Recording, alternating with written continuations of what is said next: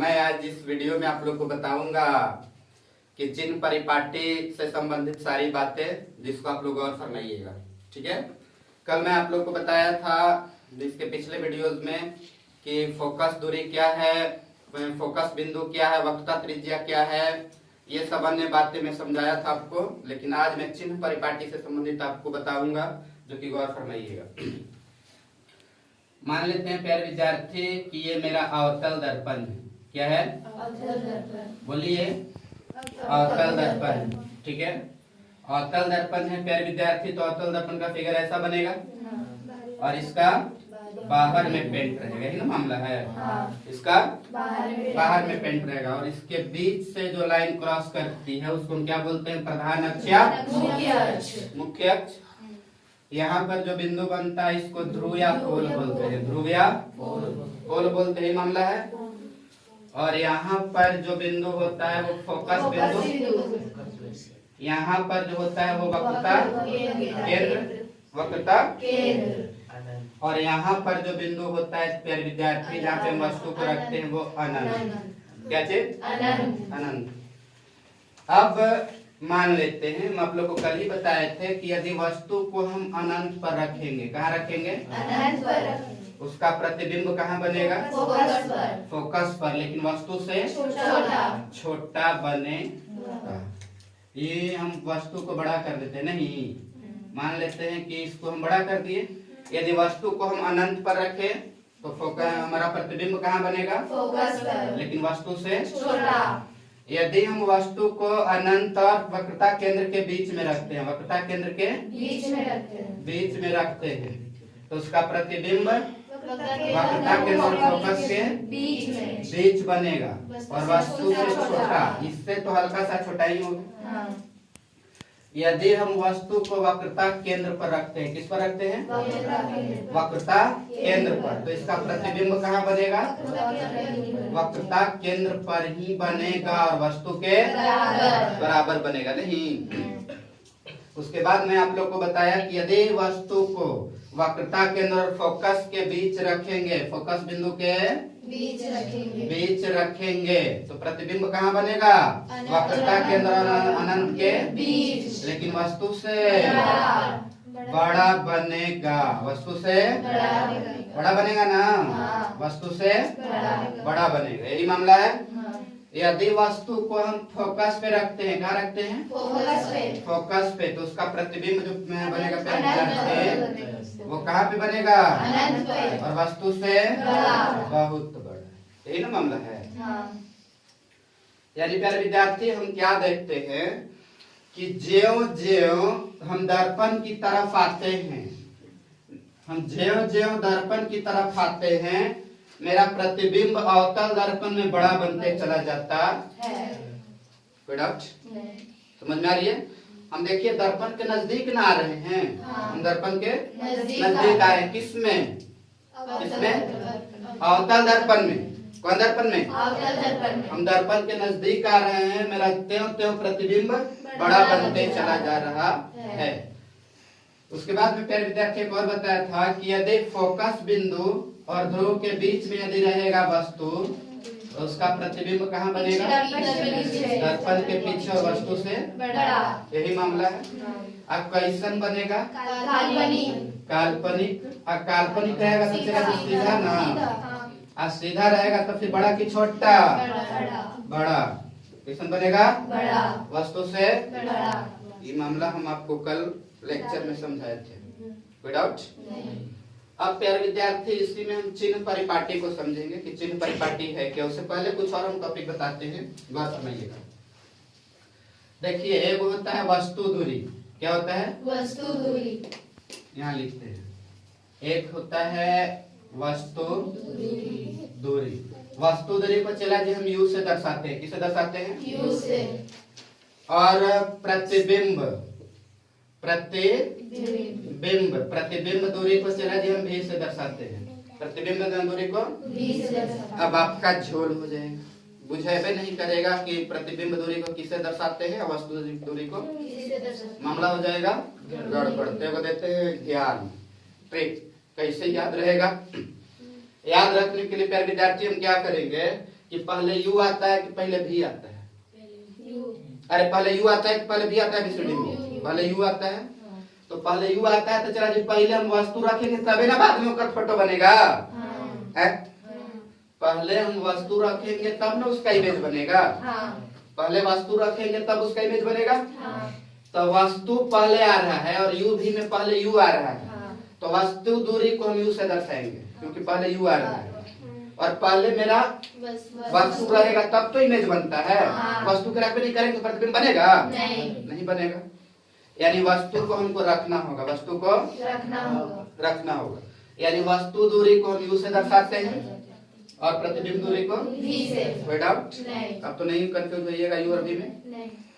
अब प्यारे विद्यार्थी कहाँ है? मान लेते हैं कि मेरा यहाँ से यहाँ तक की वस्तु दूरी है, यही ना वस्तु दूरी है। ये दर्पण है और यहाँ वस्तु रखे हैं।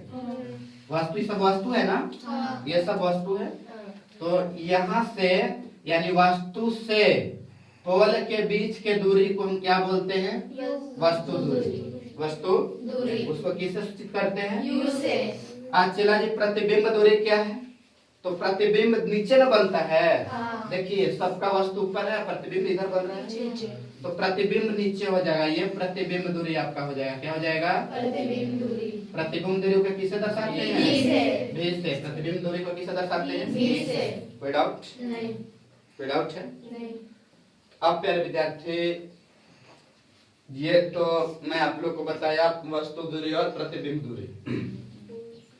अब इसमें चिन्ह परिपाटी को समझेंगे। क्या समझेंगे? चिन्ह परिपाटी। चिन्ह परिपाटी क्या है? ये मेरा y अक्ष होता है और ये x अक्ष होता है। x अक्ष पर ये दोनों प्लस होता है और इस पर हम माइनस ले लेते हैं। क्या ले लेते हैं? x अक्ष ये मेरा प्लस वाला होता है और ये माइनस होता है। आप लोग सब जानते हैं। तो ये वाला फिगर को यहाँ पे केंद्र है ना, तो इसको हम पोल मान लेंगे, ध्रुव मान लेंगे। इसको क्या मान लेंगे? ध्रुव। इसको उठा करके फिगर को हम यहाँ लाएंगे तो यहाँ से बन न जाएगा।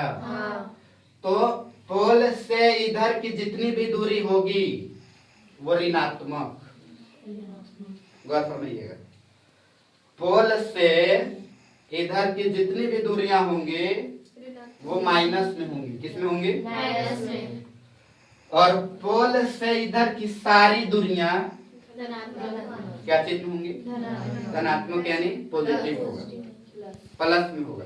ठीक है, फिर से पोल से इधर की जितनी भी दूरियां होगी वो माइनस में होगा और पोल से इधर के जितनी भी दूरियां होंगी वो क्या होगा?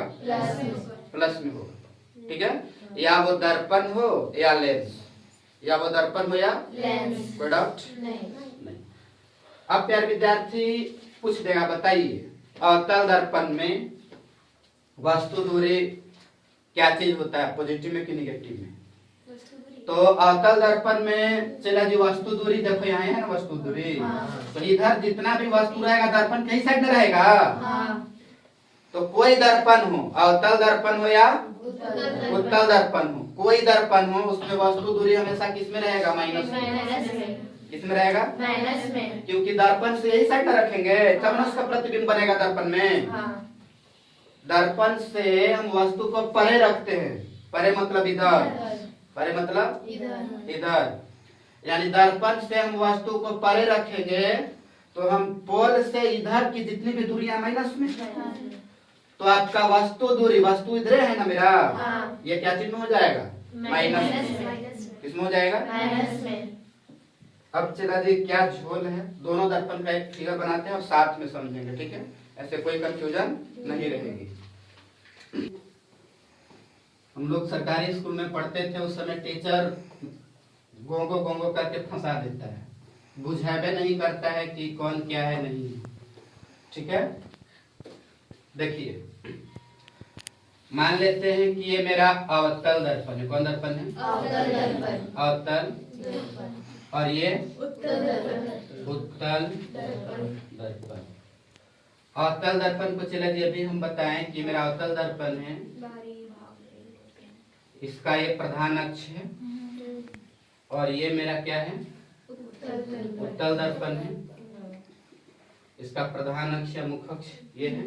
इसको हम पोल बोलते हैं इसको भी हम पोल बोलते हैं। इसका मान के चलते हैं कि फोकस यहाँ है, वक्रता केंद्र यहाँ है, अनंत यहाँ है।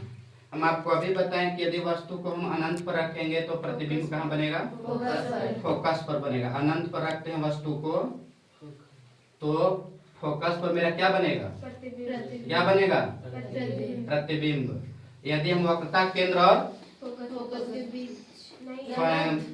अनंत के बीच में रहेगा वस्तु तो उसका प्रतिबिंब कहाँ बनेगा? वक्रता केंद्र और फोकस के बीच, वस्तु से छोटा। यदि हम सेंटर पर रखेंगे, केंद्र पर रखेंगे, वक्रता केंद्र पर, तो वक्रता केंद्र पर वस्तु रहेगा तो उसका प्रतिबिंब वक्रता केंद्र पर ही बनेगा और वस्तु के बराबर बनेगा। यदि हम वस्तु को वक्रता केंद्र और फोकस के बीच में रख रहे थे तो कहाँ पर प्रतिबिंब बन रहा था? वक्रता केंद्र और अनंत के बीच बन रहा था, वस्तु से बड़ा बन रहा था। यही मामला है, वस्तु से बड़ा बन रहा था।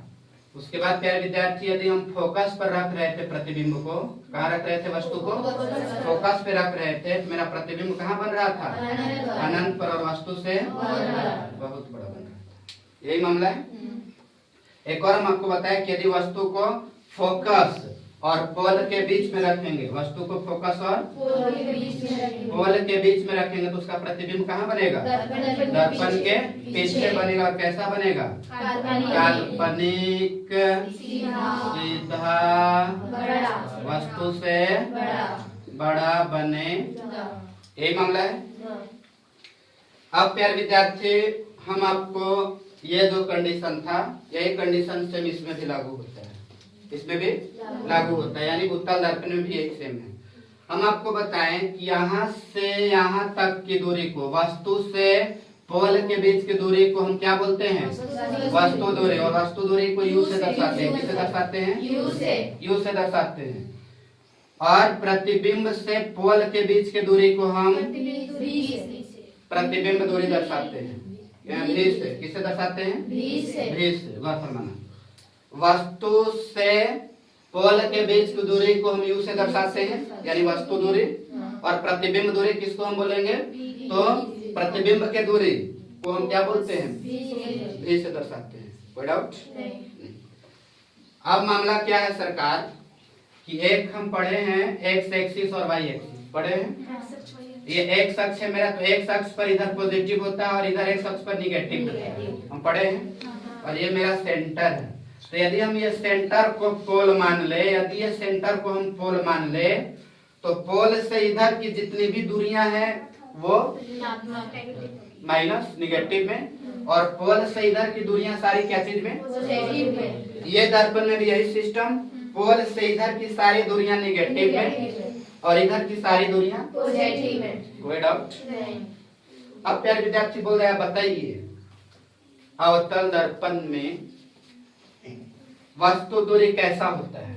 पॉजिटिव की निगेटिव। तो चलो देखो, कोई दर्पण रहे, या वो अवतल रहे या फिर उत्तल रहे, दोनों में प्रतिबिंब हम फोटो इधर ही रखेंगे ना, वस्तु इधर ही रखेंगे ना। और वस्तु जब इधर रखेंगे, ये दर्पण में वस्तु इधर रखेंगे और ये दर्पण में वस्तु इधर रखेंगे, तो पोल से हम इधर ही ना रख रहे हैं। तो पोल से इधर रखेंगे तो कोई भी दर्पण रहे, वस्तु दूरी हमेशा क्या चीज? निगेटिव होगा। क्या होगा? यानी ये दर्पण में, अवतल दर्पण में या कोई दर्पण में आ जाए तो वस्तु दूरी क्या लेना हमेशा? वस्तु दूरी हमेशा क्या लेंगे? यू से दर्शाते हैं ना, माइनस मिलेंगे। किससे मिलेंगे? माइनस में। कोई डाउट? अब प्यारे विद्यार्थी, बात रहा प्रतिबिंब दूरी की। किसकी बात रहा? प्रतिबिंब दूरी की। इसको हम यहाँ लिख लेते हैं कि दोनों दर्पण के लिए जो वस्तु दूरी है ना, वस्तु दूरी यानी यू क्या चीज में होगा? माइनस में होगा। कोई डाउट है? नेक्स्ट अब हम चलते हैं भी प्रतिबिंब दूरी। क्या चीज? प्रतिबिंब दूरी। चला गौर फरमाना, देखिए इधर बाबू, इधर वाला नहीं।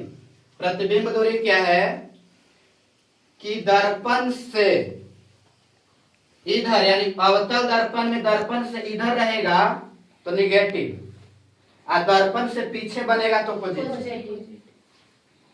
यदि पोल से प्रतिबिंब इधर बनेगा, प्रतिबिंब पोल से ध्रुव से यदि इधर बनेगा तो क्या चीज होगा? निगेटिव। लेकिन दर्पण के पीछे बनेगा तो पॉजिटिव। कोई डाउट? इधर भी सेम वैसा ही कंडीशन। लेकिन चला जी इसमें प्रतिबिंब जो है वो सारा इधर ही ना बनता है। उत्तल दर्पण प्रतिबिंब किधर बनता है? ये साइड में। तो इसमें सारा निगेटिव होगा। क्या होगा? इधर जितना बनेगा वो निगेटिव ना, खाली वस्तु दूरी इसमें इधर बनेगा निगेटिव। अभी ना बताया फकलोल। पोल से इधर आएगा निगेटिव और इधर जाएगा पॉजिटिव। तो आप लोग हम कुछ बोलते हैं मतलब दालों में हाँ भातों में हाँ दाल खाया जीता हाँ भात खाया जीता हाँ मतलब कुछ बोल रहे थे सब। इधर पोल से इधर की दूरी निगेटिव और पोल से इधर की दूरी पॉजिटिव। तो इधर प्रतिबिंब बनेगा तो क्या चीज? पॉजिटिव। उत्तल दर्पण में इधर प्रतिबिंब क्या है? पॉजिटिव। यानी उत्तल दर्पण में प्रतिबिंब पॉजिटिव होता है, प्रतिबिंब दूरी पॉजिटिव होता है। लेकिन इसमें चला थोड़ा मामला झोल है। मामला क्या झोल है? इधर की जितने भी होता है वास्तविक प्रतिबिंब बनता है। क्या बनता है? वास्तविक प्रतिबिंब बनता है। वास्तविक प्रतिबिंब बनता है ना। और वास्तविक प्रतिबिंब बनेगा तो सीधा कि उल्टा? उल्टा। वास्तव उल्टा हम लोग का होता है ना वास्तविकता। उल्टा वास्तविक प्रतिबिंब बनेगा तो उल्टा बनेगा। अच्छा जी दर्पण से इधर है ना, दर्पण से इधर है। यदि भी मतलब कौन चीज? प्रतिबिंब दूरी। भी मतलब प्रतिबिंब दूरी। यदि प्रतिबिंब यानी प्रतिबिंब की दूरी क्या रहेगा? वास्तविक। क्या रहेगा? वास्तविक। तो निगेटिव बनाएगा। निगेटिव में होगा। भाई क्या चीज में होगा? निगेटिव में। गौर से समझिएगा। यदि अवतल दर्पण में प्रतिबिंब वास्तविक होगा, कैसा होगा? वास्तविक। प्रतिबिंब की दूरी कैसा होगा? वास्तविक। तो निगेटिव। यदि काल्पनिक होगा, चले इसका फिगर पीछे भी ना बनेगा। दर्पण के पीछे भी ना बनता होता दर्पण में। तो दर्पण के पीछे बनेगा तो काल्पनिक। क्या चीज? काल्पनिक। यदि वस्तु दूरी काल्पनिक होगा तो क्या बनेगा? पॉजिटिव की निगेटिव। यानी भी क्या चीज मिलेंगे? पॉजिटिव में। गौर से सुनना। यदि प्रतिबिंब पोल से इधर बनेगा तो निगेटिव। आप पोल से पीछे बनाए दर्पण से पीछे बनेगा क्या चीज? पॉजिटिव। अब कोई डाउट नहीं पर विद्यार्थी? कोई डाउट है? मुझे उम्मीद है कि जो हम आपको समझाएं वो आपको पसंद आई होगी, समझ में आई होगी। अब हम लोग चलेंगे नेक्स्ट टॉपिक की ओर। चला जी दर्पण हो या लेंस हो, वस्तु दूरी सब जगह निगेटिव होता है। अभी बताएं, या ये दर्पण ले लो या ये दर्पण ले लो। कोई दर्पण लेंगे वस्तु हमेशा दर्पण तो इधर रहेगा, इधर रहेगा तो क्या चीज में होगा? निगेटिव में होगा। बता गई समझ में? नेक्स्ट टॉपिक की ओर बढ़ते हैं विद्यार्थी। अब चला एक होता है दर्पण सूत्र। क्या होता है? दर्पण सूत्र। दर्पण सूत्र। दर्पण सूत्र क्या होता है? एक होता है दर्पण सूत्र और एक होता है लेंस सूत्र। क्या होता है? लेंस सूत्र। दर्पण सूत्र होता है 1/v + 1/u बराबर 1/f। कोई डाउट? हम u आपको बोले थे वस्तु दूरी, आप भी बोले थे प्रतिबिंब की दूरी। ये क्या बोले थे? प्रतिबिंब की दूरी। लेंस में क्या होगा कि 1/v और माइनस सिर्फ हो जाएगा 1/u बराबर 1/f। ठीक है, देखिए दर्पण सूत्र 1/v + 1/u बराबर 1/f और लेंस सूत्र 1/v - 1/u बराबर 1/f। ये चला जी हम आपको लेंस में पढ़ाएंगे। जिस समय लेंस पढ़ाएंगे उस समय ये टॉपिक का जिक्र करेंगे, इसको भी हटा देते हैं। अभी हम लोग बात करते हैं ये फॉर्मूला। चला जी यही फॉर्मूला को 2-3 तरह से लिख देता है। कैसे लिख देता है? तो 1/f कर देगा और 1/v + 1/u लिख सकते हैं। इसी को लिख देता है, इसका एलसीएम ले लेता है। तो इसका एलसीएम लोगे तो u × v होगा, v × u होगा ना। अब v से v चला जी कट जाएगा तो u बचेगा। क्या बचेगा? u प्लस यहाँ u से u कट जाएगा चला जी तो क्या बचेगा? v। कहीं कहीं ये भी फॉर्मूला आपको दे देगा एग्जाम। कोई डाउट? चला जी, ये था हम लोग के चच्चा लोग के समय में पूछा करता था क्वेश्चन।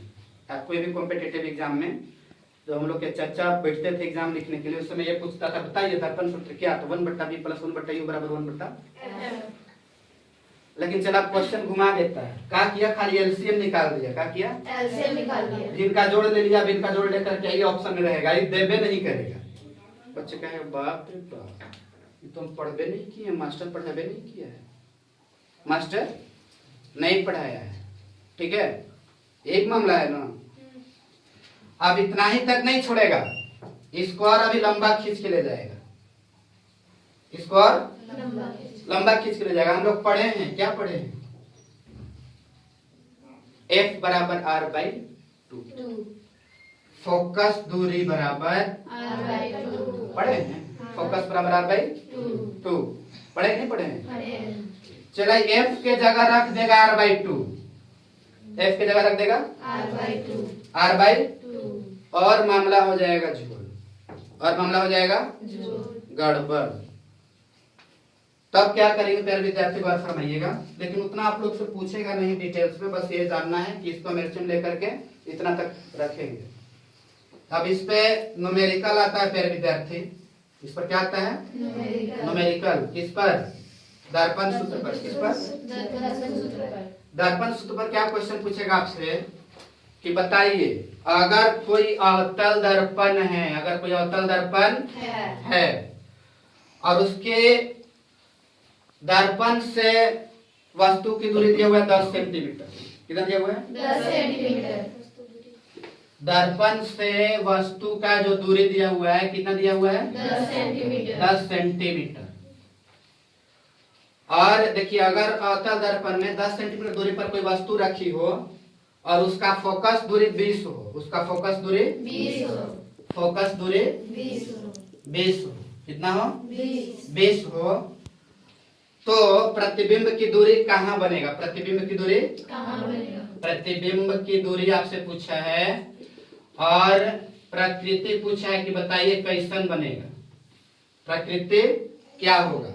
ठीक है, प्रकृति बताना है कि कैसा बनेगा, सीधा बनेगा, उल्टा बनेगा, है ना, वो बताना है। तो कौन सा दर्पण में बोला है हमको? अवतल दर्पण में। किसमें बोला है? अवतल दर्पण। चला जी, हम लोग अपना मन में डिसाइड करेंगे अवतल दर्पण, यही ना मेरा अवतल दर्पण है। कौन दर्पण है? अवतल दर्पण। ये पोल है, आई फोकस है, फोकस बिंदु है, केंद्र है, ये अनंत। तो हमको बोला कि वस्तु दूरी, तो चला जी वस्तु दूरी इधर है ना, कोई ना कोई वस्तु किधर न रखता होगा, तो वस्तु को इधर रखेगा, तो पोल से इधर, तो वस्तु को हमको माइनस में लेना होगा। वस्तु दूरी किस में ले लेंगे? माइनस में ले लेंगे। समझ में आ रही है? वस्तु दूरी किस में लेंगे? माइनस में। उसके बाद बात करता है फोकस दूरी का, तो चला जी फोकस दूरी भी इधर ही होगा ना, फोकस दूरी इधर, इसका फोकस बनेगा। हम आपको बताए थे, ऐसे आता है करंट टकराता है तो फोकस ही ना बनता है, तो फोकस दूरी भी यही होगा। तो फोकस दूरी भी क्या चीज में जाएगा? पोल से इधर है माइनस में, कोई डाउट? अब हमको प्रतिबिंब की दूरी निकालना है, तो फोकस, देखो वस्तु की दूरी को हम किससे सूचित करते हैं? यू से। किससे? यू से। फोकस दूरी को एफ तो नहीं है, चला जी एफ से सूचित करते हैं। किसे? एफ से। आप प्रतिबिंब की दूरी बोला है, प्रतिबिंब की दूरी मतलब क्या? v बराबर वाट निकालना है, यही मामला है। तो चलो हम जानते हैं दर्पण सूत्र से। किससे? दर्पण सूत्र से। दर्पण सूत्र का फॉर्मूला होता है 1/v + 1/u बराबर 1/f। पढ़े हैं? 1/v हमको निकालना क्या है? v ही निकालना है ना, ये ना फाइंड आउट करना है। प्रतिबिंब की दूरी कोई ना भी दर्शाते हैं, तो 1/v हमको फाइंड आउट करना है। तो क्या करेंगे? 1/f को रहने देंगे, इधर प्लस में है, 1/u इधर जाएगा, माइनस में होगा। 1/v को छोड़ देते हैं, 1/f, f का वैल्यू कितना है? f फोकस पर दिया हुआ है -20। अब माइनस 1/u, u कितना है? -10। चलिए जिसको सोल्व कर देंगे और आपका आंसर आ जाएगी माइनस माइनस प्लस 1/10। 1/v बराबर माइनस, नीचे इसको ऊपर लेकर चल जाएं, 1/v ऐसे लिख सकते हैं कि नहीं लिख सकते हैं? या 1/b इक्वल इसका इसका एलसीएम 20 होगा। अरे होगा। 20 का टेबल 20 एक बार में, तो यहाँ -1 प्लस 10 का पड़ा 20 कितना बार में, 2 बार में, तो यहाँ 2 हो जाएगा। यानी प्यारे विद्यार्थी इसको सोल्व करेंगे तो ये देखिए प्लस माइनस माइनस, 2 में 1 गया 1 और नीचे क्या, 20 कोई डाउट नहीं। अब क्या है, हमको भी का मान पूछा है, 1/b का तो मान नहीं है पूछा है, 1/b का मान नहीं ना पूछा है, हमको किसका मान पूछा है, v का। तो इसका क्रॉस मल्टीपल कर देंगे चला जी, तो v बराबर 20 होगा। v बराबर 20 होगा ना।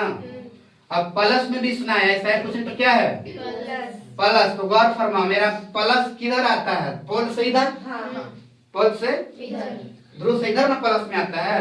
यदि आंसर माइनस में आता, यदि आंसर माइनस में आता, तो मेरा इधर फिगर बनता, हाँ प्रतिबिंब इधर बनता, हाँ लेकिन मेरा आंसर किस में आ रहा है, प्लस में, तो प्रतिबिंब किधर बन रहा है, दर्पण से पीछे पीछे, दर्पण से पीछे, तो चला जी दर्पण से पीछे बन रहा है, तो क्या वास्तविक की काल्पनिक, काल्पनिक, प्रकृति चला जी आप सबसे बताइए कि प्रकृति क्या, तो प्रकृति में हो जाएगा चला जी काल्पनिक, क्या हो जाएगा, काल्पनिक, काल्पनिक रहेगा तो कि सीधा तो उल्टा, सीधा, चला जी कल्पना हमेशा सीधा होता है। आज से कल्पना को चला जी हम क्या बोलते हैं, आभासी, आभासी, काल्पनिक को हम क्या बोलते हैं, आभासी, काल्पनिक को आभासी बोलते हैं, हाँ सच में हाँ काल्पनिक को आभासी बोलते हैं, हाँ, तो समझदार है। और ये सीधा हो गया, सीधा बनेगा, और क्या होगा इसमें, और क्या सबसे बड़ा बनेगा, वस्तु से बड़ा, बड़ा बनेगा, कोई डाउट नहीं। मुझे उम्मीद है प्यारे विद्यार्थियों न्यूमेरिकल आपको समझ में आई होगी। एक बार फिर से मैं रिपीट कर देता हूँ कि कैसे कहाँ क्या हो जा रहा है। क्वेश्चन बताइए, यदि अवतल दर्पण में वस्तु दर्पण से 10 सेंटीमीटर की दूरी पर है, कितना पर है, 10 सेंटीमीटर की दूरी पर है, और फोकस दूरी उसका 20 है, उसके बीच बना फोकस दूरी कितना है, 20 तो बताइए प्रतिबिंब की दूरी क्या है। तो चलो हम बताएं कि वस्तु दूरी को यू से दर्शाएंगे। अब वस्तु दूरी जिक्र करेगा तो वो दर्पण हो या लेंस हो, चाहे कोई दर्पण हो, अवतल हो उत्तल हो, कोई दर्पण हो, वो माइनस में होगा। किसमें होगा, माइनस में, क्यों होगा माइनस में, क्योंकि पोल से इधर है, तो माइनस में ले लिए 10, आपका हो गया फोकस दूरी माइनस में 20, ये भी दूरी बन रहा है। उसके बाद आपको बोल दिया प्रतिबिंब दूरी भी हमको ज्ञात करना है, क्या ज्ञात करना है, भी प्रकृति हमको पूछा दर्पण सूत्र लगा दीजिए 1/b + 1/u बराबर 1/f, वैल्यू पुट किया, इसको सोल्व किया, आपका आ गया 20। प्रकृति भी हम जान लिए क्या है प्रकृति का मामला। अब प्यारे विद्यार्थी ये तो हम आपको न्यूमेरिकल बता दिए। अब क्वेश्चन पूछेगा कि बताइए अवतल दर्पण और उत्तल दर्पण का उपयोग कहाँ किया जाता है। पूछ देगा कि नाक के डॉक्टर, कान के डॉक्टर, गला के डॉक्टर, मुंह के डॉक्टर, नली के डॉक्टर, पेट में जो नली है, ग्रास नली है, गला में, बताइए इनमें से किस में अवतल और उत्तल का उपयोग किया जाता है। चला जी आपका हला नहीं, आपका अवतल घुस जाएगा उत्तल में, अवतल घुस जाएगा अवतल में, ठीक है। गला का नली घुस जाएगा, यानी आप मत ये नहीं कर पाओगे, अंतर नहीं कर पाओगे। तो प्यारे विद्यार्थी अब हम जुगाड़ दे रहे हैं, वो आपको जिंदगी भर याद रहेगा, जिंदगी भर याद रहेगा। हम आपको बताए थे कि दर्पण 2 प्रकार के, दर्पण 2 प्रकार के, एक होता है अवतल, एक होता है अवतल, और दूसरा होता है उत्तल, उत्तल। बोलिए दर्पण 2 प्रकार के बताए थे, हाँ, एक होता है अवतल, दूसरा होता है उत्तल, उत्तल। चला जी अवतल तो यही ना फिगर बनता है, हो हाँ, अवतल यही है, हाँ, अवतल यही है, ऐसे प्रकाश इधर से आएगा, टकरा करके एक जगह इकट्ठा हो जाएगा, प्रकाश आएगा एक जगह टकरा करके इकट्ठा हो जाएगा, प्रकाश की किरण आएगी, टकराएगी, एक जगह इकट्ठा हो जाएगी, प्रकाश की किरण इधर से आएगी, टकराएगी और इस पर आकर के आपतित हो जाएगी। और उत्तल में क्या होता है चला जी, ऐसे फिगर बनता है, इसका पीछे पेंट क्यों रहता है, प्रकाश मुख्य अक्ष है और यहाँ से किरण आएगी, टकरा करके विपरीत दिशा में लौट जाएगी, यही ना मामला है। और इस तरह से प्रकाश किरण आएगी, टकरा करके लौट जाएगी, यही ना मामला है, कोई डाउट। और इसका फोकस यहाँ बनेगा, बनेगा। अब बात क्या है, ये तो बात रहा अवतल दर्पण उत्तल दर्पण का, मेरा इमेज बनाए तो एकदम याद रखना प्यारे विद्यार्थी। हम बताए थे आपको कि बताइए लालटेन किस में, अवतल में कि उत्तल में, उत्तल में, याद करो लालटेन का काम क्या होता है? प्रकाश को फैलाना। फैलाना। तो इसमें लालटेन को रख सकते हैं? हाँ। बोलो हाँ या ना? हाँ। लालटेन किसमें रख सकते हैं? हाँ। और इसमें टॉर्च को रख सकते हैं। किसको रख सकते हैं? टॉर्च। टॉर्च रखेंगे कि नहीं रखेंगे? टॉर्च क्या करता है? प्रकाश को एक जगह से सिकुड़ करके दूर तक ले जाता है। यही ना मामला है। हाँ। प्रकाश को केंद्र पे जमा करके एक दूर तक ले जाता है। यही मामला है। हाँ। और लालटेन क्या करता है? प्रकाश को फैला देता है। फैला देता है। अब क्या है सरकार कि पूछेगा बताइए कौन में किसका उपयोग किया जाता है? तो जहां पे लालटेन चला जी रहेगा, हमको तो पता है उत्तल दर्पण में, हाँ। तो रोड लैंप में, किसमें? Road lamp. रोड लैंप में हम यूज करेंगे उत्तल दर्पण का। हाँ। और साइड मिरर में, किसमें? साइड मिरर में।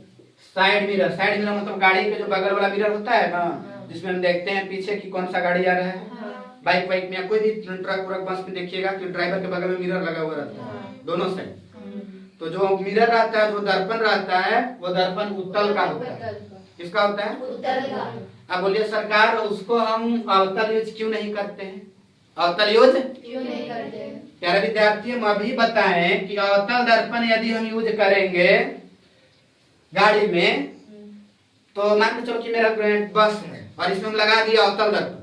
अवतल दर्पण यदि हम लगा देते हैं तो पीछे से ज्यों ज्यों गाड़ी आगे आएगा, गाड़ी का प्रतिबिंब बढ़न बनते चला जाएगा। पीछे वाला गाड़ी का प्रतिबिंब बड़ा बनेगा ग्लास में, मेरा ग्लास में। अब पीछे का कोई गाड़ी दिखबे नहीं करेगा। पीछे का कोई गाड़ी, खाली जो आगे गाड़ी रहेगा ऊपर बड़ा का चक्कर फिगर बनेगा मेरा ग्लास में, दर्पण में। वही मामला है। पीछे की कोई हमको गाड़ी दिखाई नहीं देगी। किसमें? यदि हम अवतल दर्पण का उपयोग करते हैं साइड मिरर में, तो अवतल दर्पण क्या होता है कि ज्यों ज्यों वस्तु को हम दर्पण के नजदीक ले जाते हैं, प्रतिबिंब मेरा उतना बड़ा बनते चला जाता है। तो गाड़ी के नजदीक मेरा पीछे से जो गाड़ी आएगी, पहला गाड़ी जो आएगी, उसका प्रतिबिंब बड़ा दिखाई दे देगा। तो पूरा ग्लास में वही भर जाएगा, पूरा दर्पण में वही भर जाएगा। गाड़ी बड़ा गाड़ी, एक ही गाड़ी, तो पीछे वाला मेरा गाड़ी दिखाई देगा और नहीं। लेकिन प्यारे विद्यार्थी, उत्तल दर्पण में ऐसा नहीं होता है। उत्तल दर्पण में क्या होता है कि पीछे का जितना भी गाड़ी है सबको छोटा करके दिखाता है, सबको छोटा करके दिखाएगा। कितना आपका नजदीक सटेगा ना गाड़ी, तो छोटा ही करके दिखाएगा, दिखाता है। आप गौर फरमाना, बाइक में या फिर कहीं ड्राइवर के पास में बैठे ना नजदीक में, तो आप देखना पीछे की जितना भी गाड़ी लाइन में लगी सब दिख जाएगा, दिख जाता है। वो अगल बगल एरिया भी दिख जाता है कि कने घास है, कने पेड़ है, कने घर है, कने द्वार है, सब दिख जाता है। दिख जाता है। तो याद रखिएगा कि उत्तल दर्पण का उपयोग हम दो ही जगह करते हैं, एकदम ही बुढ़ ज्ञान है। उत्तल दर्पण का हम उपयोग दो ही जगह करते हैं। कहाँ कहाँ? अच्छा जी, बाद बाकी कुछ पूछ दे। नाक का डॉक्टर, कान का डॉक्टर, गला का डॉक्टर, ठीक है, कुछ पूछ दे। नली का डॉक्टर, नली मतलब ग्रास नली, पाइप में जो हमारा पेट में, नली का डॉक्टर, कुछ पूछ दे। कोयला खदान में भी चला जाए, इसी का उपयोग करते हैं सर्च लाइट में। किसमें? सर्च लाइट में। किसमें? सर्च लाइट में। एक जगह ना कोयला को देखना होगा नजदीक से, उसको फैला करके नहीं ना, कोई एक जगह फोकस करके देखना होगा, सर्च लाइट में। उसके बाद सेविंग मिरर में। किसमें? Saving mirror. दाढ़ी बनाने में। क्या बनाने में? दाढ़ी बनाने में। आप देखो, चलो जी दाढ़ी बनाने वाला मामला समझाते हैं। झोल क्या है? मान लेते हैं कि वहां पे अवतल दर्पण ले लिए, तो अवतल दर्पण को चला ज्यों ज्यों नजदीक सटाएंगे, यदि मेरा फुंसी होगा उसको फिगर बढ़िया बनेगा, उसमें फिगर दर्पण के अपना वस्तु के नजदीक यानी चेहरा के नजदीक दर्पण को में से सटाते चले जाएंगे, तो उसमें इमेज बढ़िया बनेगा, बड़ा बनते चला जाएगा। यानी हम लोग सेविंग में, दाढ़ी बनाने में किसका उपयोग करते हैं? अवतल दर्पण का उपयोग करते हैं। या सोलर प्लेट में। किसमें? सोलर प्लेट में। सोलर प्लेट का काम क्या है प्यारे विद्यार्थी? सोलर प्लेट क्या करता है? प्रकाश ऊर्जा को विद्युत ऊर्जा में रूपांतरित कर देता है। प्रकाश ऊर्जा को सोलर प्लेट में क्या होता है कि सूर्य भगवान के किरण को ये सोखता है, तो इसमें हम अवतल लगाएंगे तब ना एक जगह लाकर के इकट्ठा करेगा। अवतल दर्पण क्या करता है? एक जगह फोकसित करता है, एक जगह कर रहा है, सब किरण को ला रहा है और एक जगह फोकसित कर रहा है। तो एक जगह फोकसित करेगा तब ना ज्यादा मात्रा में उनको विद्युत प्राप्त होगा। बोलिए, बात समझ में आ रही है? हाँ। तो हम लोग 16 में भी करते हैं, दूरबीन में। किसमें? दूरबीन में। दूरबीन। दूरबीन का बात करेगा तो दूरबीन में भी हम लोग उपयोग करते हैं, कोई डाउट? नहीं। उसके बाद चला जी लेजर लाइट में। किसमें? लेजर लाइट में। आजकल का युवा ऑर्केस्ट्रा देखने जाते हैं, प्रोग्राम देखने जाते हैं, तो लेजर लाइट का उपयोग करते हैं लेजर लाइट में। लेजर लाइट से ना जी एक वर्णी प्रकाश होता है। क्या होता है? एक वर्णी प्रकाश। अब एक वर्णी प्रकाश क्या है प्यारे विद्यार्थी? लेजर लाइट में एक वर्णी प्रकाश छोड़ता है और अवतल दर्पण का उपयोग होता है। क्यों? अवतल दर्पण में हम उपयोग करते हैं किस? लेजर लाइट में किसका उपयोग करते हैं? अवतल दर्पण का। एक जगह पे फोकसित करता है। हाँ।